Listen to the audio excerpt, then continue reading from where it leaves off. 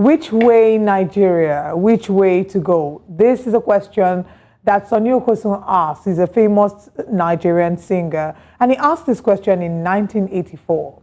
Many years later, we still find it hard to answer this question. How long shall we be patient before we reach the promised land? These, of course, are the questions that we are asking. Which way Nigeria? Now, since the song was released up until date, Nigeria, a blessed nation abundant with natural resources and beauty, still struggles to feed her citizens. Creating enabling environment for equal opportunities, raise reputable and visionary leaders in the 21st century, provide adequate electricity, water, power, and security for all. Truly, which way Nigeria? We, of course, currently see a mass exodus of some of the brightest minds in the country, a fall in policies that can brighten hopes and usher in a better future, an insatiable thirst for corruption and inept leaders masking as politicians, but of course, they're best known for their tricks to divide and conquer. Nigeria's brain drain has never been as bad as it is. It's called the Jackpot syndrome, and every single day there's thousands more trying to escape. Now, as we speak today, the Naira is scarce. Christmas is bleak for many families, and it's like there is no hope in sight. Our guest this morning is a professor of strategy and development, a public affairs analyst. Good morning, Professor Anthony Killa.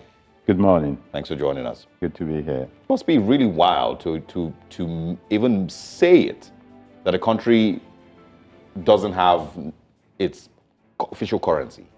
Like you go to the bank and you can't withdraw cash. You go to the ATMs, you can't get cash because there's no Naira. And I would say that paints a picture of what Nigeria, or how badly Nigeria has been beaten. A couple of months ago, we probably would have blamed Godwin Emefiele, but he's currently police custody. Resting or reading. We probably also would have blamed, the former president, but he's no longer in office. What are your thoughts on present-day Nigeria? Just using the Naira scarcity, and of course maybe also petrol scarcity as maybe a quick indices. Well, I think the situation of scarcity in Nigeria is endemic. We are a nation of scarcity generally, and that is why we push. That is why we shout. That is why we're not patient. That is why if somebody hits your car, the instinct is to fight, because generally nothing is enough. And our scarcity is a social scarcity. It's a scarcity due to incompetence and mismanagement, not because of limited resources. Students of economics will remember that resources are always limited anyway. It's how you manage it, the opportunity cost, prioritization, distribution channel, storage, and disbursement. That's what makes the difference between animals and human beings. So the Homo sapiens deploys the mind to organize. The scarcity of the Naira is an index of mismanagement and incompetence. It's as simple as that, We just have to understand it because, and I want viewers to think this very carefully, we make a mistake. What differentiates human beings from animals is numbers, is counting. Animals like human beings reproduce, they eat, they breathe, they sleep, they move, they can even build. The real thing, the major thing, so everybody should go and rediscover maths today. What really differentiates us from animals is ability to count. Because when you can count, you can then predict, you can project, and that will allow any process to work. Where you refuse to count, to predict, and to process, then you get into trouble. It is possible to envisage the amount of Naira we use per year or for 2 years. Let us say it is X. Okay, let me not bore people. By the way, this thing of people being afraid to get into maths, it's another conversation, but let me throw it here that I believe that in hell there'll be a special place for bad maths teachers who have destroyed lots of lives. Because maths should be fun. Maths should be something you should embrace and you see how to use it, like the way I'm going to use it now. If you count well, you can actually calculate that the number of Naira, the amount of Naira we're going to need in a year is 10. Yeah. Then you say, because some people will lose it, because some people will hoard it, because some people will waste it, let's make it 12. Just in case people decide to misspend it, let's make it 15. So whatever happens, we have 5 Naira extra. Yeah. then we decide as well that, in principle, our naira will always be crispy. You know, I say to the new CBN governor, before you go into all these big things, just achieve something simple. Say the naira will be available, it will be crispy, and that already is a legacy. We need leaders who can think that way, but we also need citizens that would demand that. All right. Just talking about the naira now, we currently have two currencies running, and as it stands, the two currencies will run in perpetuity until one day the CBN decides which one they will phase out. They did try to phase out the old currency last year. In a terrible way, must be said. Exactly. It ended in chaos. And unfortunately, in the 1980s, this same thing was done and caused chaos. We would think that the CBN and the government would learn from what happened in the 1980s to ensure it didn't happen again. But we had a repeat situation, if not even worse. Yeah. So what would you say from your perspective is the implication of us having two currencies running for the longest time? And how exactly are they going, how important is it for them to phase into one? And how exactly do you see that play out? Well, two things need to be said as an historical thing. You see, again, one of the things, I'm very worried when you put things in perspective this way. I'm very worried about the kind of people we are and we're becoming. The fact that something that's happened to us before, we mismanage it again, tells you that we're like flies hitting their head against the wall or the window. I think it was Russell, the philosopher, who brought out that view, again, that the difference between a human being, a rational human being, and a fly is that if a human being hits his head against something, it won't go back there. But the fly will go back hitting it again. It just tells us that we're not very rational. It's as if thinking is alien to us. Whether it's due to incompetence, whether it's due to pure malice or mischief, that is the second phase of the question. But clearly, thinking is alien to us. I think the idea of having two kind of naira notes should not be a problem. It shouldn't be something we should bother ourselves with. Because the money is symbolic, as important as it is. It doesn't really matter whether we have two or three. It is the bank that will gradually... I argue that there should be no deadline for it, as a matter of fact. The bank should just carefully retrieve the old, keep sending out the new, until it is totally finished. Yeah. All you need to do is you pay with old naira note, you get a change with new. You deposit old, you get new, until it's totally finished. You see, this idea, again, now, this is a citizen problem because we've allowed ourselves to be, what's the word? Bamboozled. That we do not understand our rights anymore. This idea that you want to fight corruption and you limit the amount of money in circulation, this idea that you want to do something and you say rationalize it, you tell me I cannot withdraw this amount. There's something fundamentally wrong in it. We're just not seeing it. It is encroaching in our right of property. And that is a universal right. You can't tell me how to manage my money. It's mine. Who are you, government? I made it without you. I think the core thing here is, mismanagement without punishment. It's failure, in government in different levels without punishment. Nobody gets fired. Nobody gets questioned. Nobody gets told that they failed. And we just keep moving on. The CBN has not been called to, accept that it failed Nigerians. Yeah. Neither has the CBN governor. Neither have the different levels of government been told that they failed. Well, in fairness, the outgone CBN governor is resting somewhere. But not because of these failures. And I see what you mean. He's there for fraud and terrorism. And there's many other ways, that. I mean, we talked about 120 people who were killed in Kaduna, 150 people were killed in Kaduna when the army misfired. This is what 2 weeks ago. Yeah, we just move on. So there's that thing that exists in Nigeria already where nobody actually gets told that they failed and they will be punished. I think because we're nice people, but we're dangerously nice people. And let us pick on somebody. Let's pick on the media. We don't have a culture of calling people the disgraced, like you say, the disgraced minister, or the sacked, or the failed commissioner for this, or the failed MD for this. So what happens is that people make a mess of our life. They go away for some months, then they make friends with the new people in power, and they come in all clean again. And if you call them out, they think you're harsh. And I keep saying to people that I don't hate anybody. I just feel that we should be clear about things. We should call it the way they are. But then again, it goes back to scarcity. There are too many big people in Nigeria who really are just little boys looking for a way to make a living. And it kills the ability to be blunt and clear. So, for example, one thing I noticed, and I call people's attention to it, that while majority of Nigerian people were terrified, were horrified, that the fact that during this time of scarcity, let's go back to your word again, people want to buy cars for 100 and something million. I told them there is a minority somewhere hoping they get a contract to supply those cars. True. So you can imagine those kind of people will not be against it. You know, so that is the kind of situation where the level of poverty, the way our system has been structured, has made people so dependent on power that it obscures our ability to reason.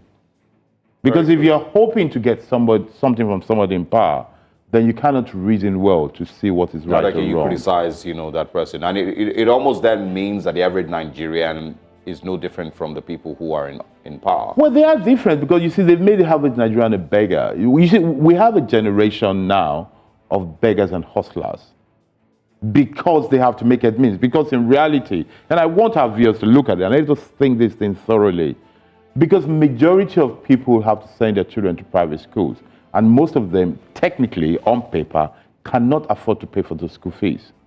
So somehow they go there, then they have to make end meet somehow. Either they steal, either they beg, either they bribe, either they do 3-4 jobs, which is always illegal, conflict of interest.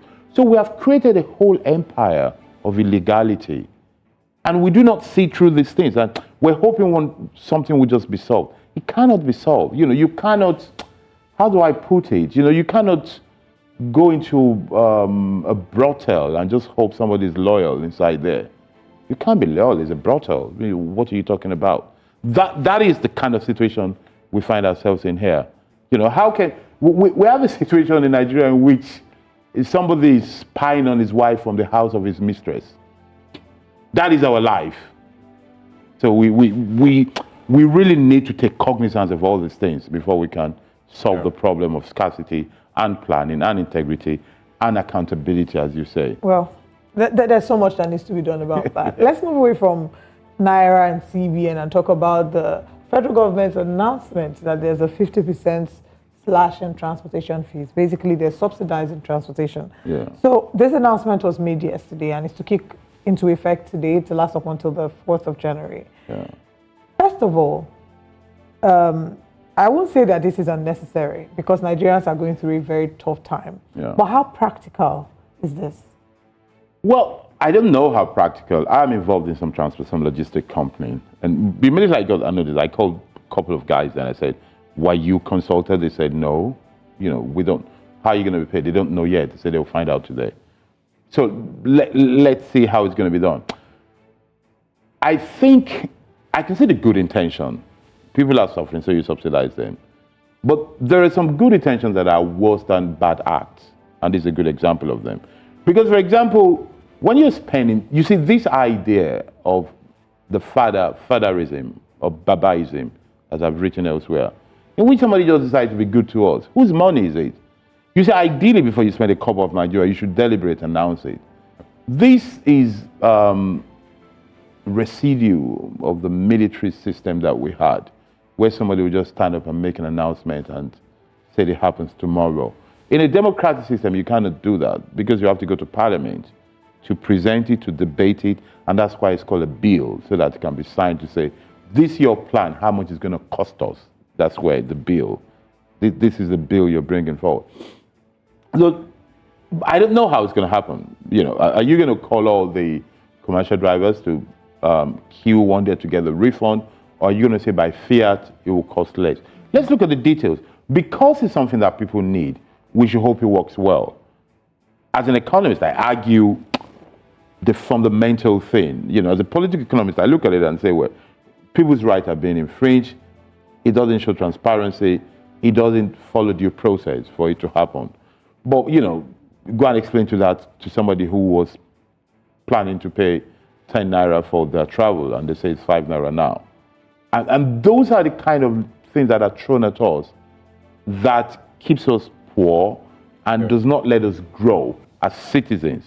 It helps us as individuals, but not as citizens. And I think those who can at some point, those who have the clarity of mind and independence of voice, need to come out and look at the creation of citizens. Yeah. Because you see, if we had, and this is what I keep telling people, I'm not advocating rebellion, because I keep going about talking about the citizen thing, which I don't know how to do it. I wish I had a church with that preaches about civic life. You see, what we need to do is this. If we had a proper civil society where citizenry dominates, where civics dominates it, a lot of problems will be solved. It means the schools will work, so you don't need to pay heavy for private schools. It means the road will work, so your cars will not break every time. It means the cost will go down, so generally people will not need to still beg. Or what else do they do? Bribe or prostitute. You see, those are the kind of things that we need to look into. A way to make life better for all, for more, so that it will be easier for all in the end. Yeah. Do you have faith in Nigeria's current government at all levels? Maybe we focus on the Tinubu government. Do you have any there's people who he's brought into office that have a seemingly impressive profile, but do you think that in 2-3 years we might see the benefits of the moves that they're making today? No, I'm not a person of faith. I'm not a person that does things by faith. I do things looking at, protests and saying, are the fundamentals there? My take on this government is that it's a government high on intention. But it's a government that suffers two things. One, it suffers the sin of the past, because the people there today did not call out the ones that were there when things were going bad. Yeah. So you cannot be either tacitly part of evil or rot, then come out to be good and righteous. That is a huge problem they have. They have a burden of the past because they did not show themselves to be allergic to decay. They allowed decay to fester on. I argue for personal ambition, and they're there today trying to manage it. The other thing is that the fundamentals are very wrong. You need a very radical change to address things to happen.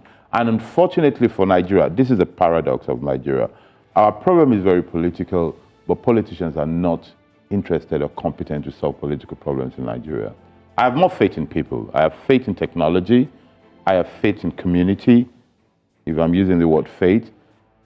I believe that if people can wake up and say to themselves, you know what, let's forget government and let's see what we can do for ourselves, I think Nigeria will make a quantum leap. Well, okay, now it's the festive season. We're counting down the days to Christmas. We're seeing an increase in cost of goods and services. Inflation, of course, has impacted the earning power. At the end of the day, what people used to earn, it no longer carries the same worth that it did at the time. So where are we going as a nation? How are people supposed to cope this festive season? Are there things that the government can maybe do? Is this maybe a time to start again the conversation of palliatives that we usually would frown upon? I think three things. Number one, you see, if you don't want to get a heart attack in this country, if you don't want to be depressed, forget government. That is where to start from. And I say this, and I take responsibility for it. I want viewers listening out today to first say to themselves, ignore government in your plans. Imagine there's no government. Or see government as a nuisance in your life. You only see government when they come around to demand something, to paste something on your wall. I always say to them, even when it's not my business, I always back and stop and say, you guys pasting people on people's wall. When was the last time you brought them good news? You're always coming to demanding for them. Or you see them when they go with their siren disturbing you on your road. Sometimes you're reading and this noise comes around you, and I just look at them and shake my head. So we need to see government as a nuisance we want to get on. So ignore government. The other thing is it's a terrible, and okay, so that's government. Let's go to corporate and trade. I want Nigerians to notice this, especially those who travel or who read that. There's something fundamentally wrong with us, and we need to change that. And this is to industry leaders, the private sector. J'accuse, is the French expression. I accuse the private sector also of this. All over the world, when it's season time, prices go down. It's the opposite for us. It's the opposite for it's a cultural thing that we're allowed to fester, and I think we need to change that. Somehow industry leaders, from manufacturers to wholesalers, distributors, we need to imbibe that culture. Somehow, I think I'm going to go to Chambers of Commerce to tell them that somehow industry leaders need to come together and say, let us turn this thing round and do our best to make it easier. Let us overproduce and oversell. Let us bring things with not sold and sell it at lower price, so that the season period should be a discount. So we've talked about government, which I advise to be ignored. We've talked about the private sector, which I advise should come and do this. Let us go to individuals. Now, dear viewers, please, let me say this to you in a very calm way. Don't believe the hype. There is nothing so special about Christmas or New Year that should get you in debt. You don't have to buy new clothes. Don't believe the hype. You don't have to cook special food. Don't believe the hype. You don't have to stress yourself over these things. You can very well clean your house on that day, read a book, do something.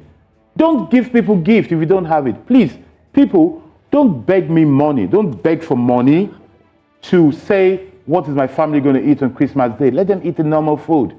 Nothing will happen. Sing. Get together, sing a song, light a candle. No candle, don't light it. No Christmas tree, don't do it. Tomorrow will come.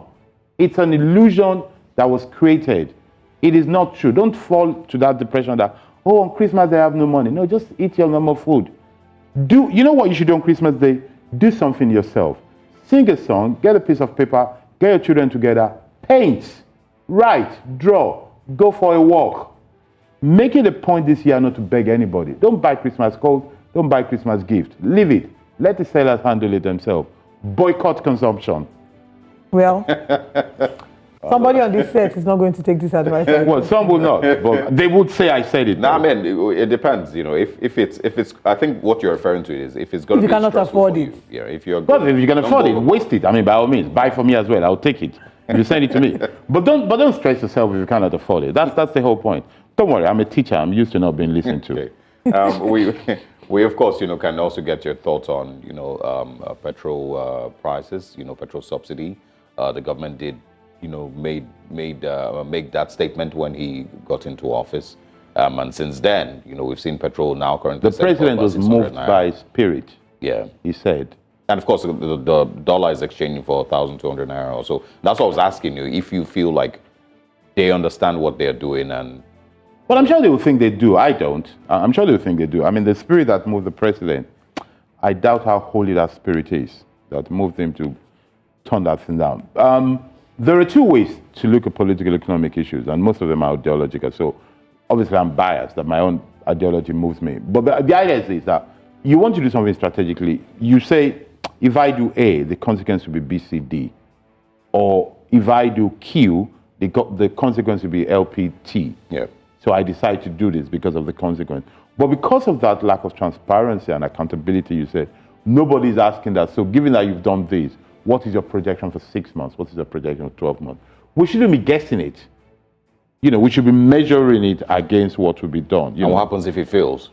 And what happens if it fails? But we don't have that, so we have to guess. But one thing, though, is that given the background and given the way it's going, I think this government is very high on good intention. I think they want to be liked. Although, I think they try to solve some problem, but I have a lot of reservation on their method of doing it. I have a lot of reservation on the process, and that cannot allow me to. But how do you have good intentions? When you are, talking about buying SUVs for 160 billions of naira to renovate houses. You're, using 5 billion, to buy a presidential yacht. You're spending 400 billion naira as conditional cash transfer to poor Nigerians, What good intentions can you have with that, What good intentions can you possibly have? Well, it's a good intention. You want your legislators to have good cars. It's still the part of the Father Christmas mindset. You see, what we lack, if you look at it, we're good people. I mean, if you look at our cars across the country, our roads, they're full of Christian cars driven by unchristian drivers. Because if you look at the stickers, everybody is a giver never lag, Jesus loves you. Then they try to crush me. And I don't have any sticker on my car. Yet, boom, they drive in a very unchristian way. So we're very religious, very pious, very nice people, but we lack rigor. That is, we have a kind of thing that moves us away from rigor, from doing the right thing properly. That is why somebody would disappoint you and then just expect you to forgive them because they've said sorry. That is why somebody in Nigeria will give you an appointment. They won't show up. They won't call you. Then 2 days later, they just, oh, you know that day, this happened. And I'm looking at them thinking, and when it was happening, do you not remember that you're supposed to be calling me or coming to see me? And, I just shake my head and I just say, okay, that's it. It's because we lack rigor and accountability. We think we can talk our way out of anything. We think that the why is bigger than the what. So, as long as you're there, you just try to be good. That is it. Instead of being accountable, we try to be good. At least our leaders try to be. Interesting. And now let's talk about counterfeits. Drugs and counterfeit products that have saturated the market. Yeah. NAFDAC is now putting measures to ensure that this is being checked. But thankfully, social media brought all of this to light. Yeah. Where do we go from here as a people? Are there guarantees that, first of all, we'll be able to track we can't track all of them, but at least a large proportion of these counterfeit products and prevent these people from further, producing more? You see, I think there's a thing about us, again, as a people. We tend to focus on consequence while we leave sequence out of it. And it affects the way we handle matter. The issue of counterfeit drugs, we should address it from a moral and therefore cultural point of view before we go to a legal and administrative side. What do I mean? Somehow we as a people, we need to understand that those who try to sell counterfeit drugs are murderers. We first need to have that mentality that they're terrorists, that the people who, to make money, can decide to give fake drugs, knowing that drugs are for life. That if you take a medicine, it's to save a life. You give a wrong one or a fake one, you might kill somebody. First of all, we need to generally understand that. When we understand that, it becomes easier to point out the people doing evil. Yeah.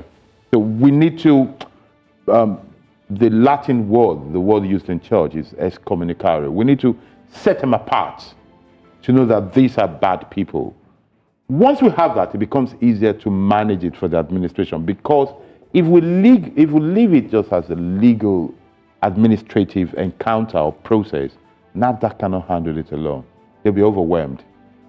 But that's probably also why I said, that the average Nigerian almost has the same mindset with those who eventually gain political office. They may not have the same amount of money, but they have almost the same mindset. Because as much as you blame, those who are in political office, those in government, heads of MDAs and the likes, for failing, it almost sounds like the average Nigerian, if given similar opportunities, will do the same thing. Because he's doing it on the smallest level. He's doing it on his level where he's. Yes, it appears, but let's be careful. The average Nigerian does not sell fake drugs. The people who sell fake drugs are the ones likely to end up into power. It's an extreme. The average Nigerian will, say a bit of lie, but overall, and even if it's so, we have to do something in law called jus fictious. We have to pretend that it's not so we don't accept it. We have to really know that going to the level of selling fake drugs is not the same as saying it's 9:10 when it's 10 minutes to 9. Yeah. Even among evil, there are levels of evil. And we need to know that this is a very terrible thing. And we need to call it out that way. Because if we equiparate things like fake drugs to,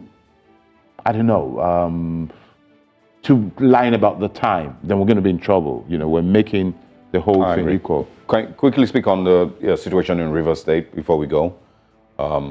It's been pretty chaotic for the last couple of weeks. Well, it's been chaotic, just like on those states as well. I want our viewers to look at this thing, that the problem we have in Rivers State that is causing all this trouble is just trouble between people. It is not a disagreement on policy, on governance. They're not saying, should we use solar energy or should we use inverter? Yeah. They're not saying, should we paint the schools white or should we paint them green? It's nothing.